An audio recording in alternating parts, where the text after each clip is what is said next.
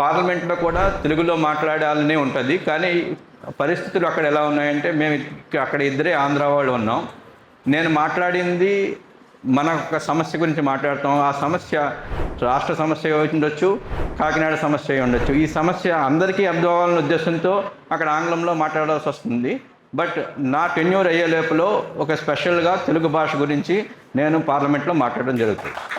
తెలుగు సాహిత్యం గురించి చెప్పడానికి నేను చాలా చిన్నవాడిని ఇక్కడున్న కవులు, సాహిత్యవేత్తలు అందరి ముందు.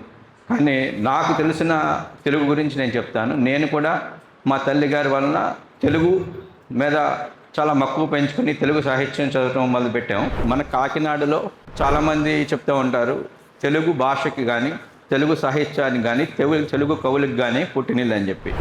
ఆధునిక కవులకి నాకు పరిచయం ఉంది, వంశీ గారు కానీ ఇటువంటి వాళ్ళు. ఆధునిక పాత కవులు నాకు పరిచయం తక్కువ.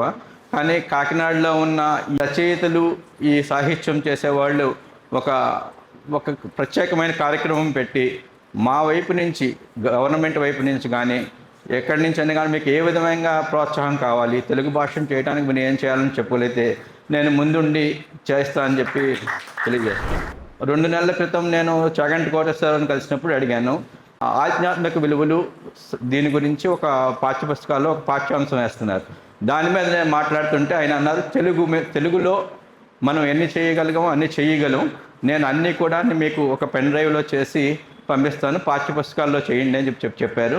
ఇది మన రాష్ట్ర ప్రభుత్వం కూడా దీనికి కట్టుబడి ఉంది. తెలుగుని ఎంత ముందుకు తీసుకెళ్ళాలి, మనం పాత జరిగిపోయిన విషయాల గురించి మాట్లాడుకోలేదు, పాత ప్రభుత్వాల గురించి మాట్లాడుకోకూడదు, ఇక్కడ తెలుగుని మనం ఎలా ముందుకు తీసుకెళ్ళాలి అన్న విధానంపై ప్రస్తుతం ఉన్న ప్రభుత్వం, మా విద్యాశాఖ మంత్రి లోకేష్ గారు అందరూ కూడా కట్టుబడి ఉన్నారు. దీనికి మీరు పెద్దలు ఏ విధమైన సలహాలు ఇచ్చినా నా ద్వారా నేను తీసుకెళ్ళి ప్రతిదీ ముందుకు తీసుకెళ్ళి తెలుగులో అన్ని తరగతుల్లోనూ అన్ని కాలేజీల్లోనూ పెట్టించేలా చూస్తా అని చెప్పి మాటిస్తున్నాను.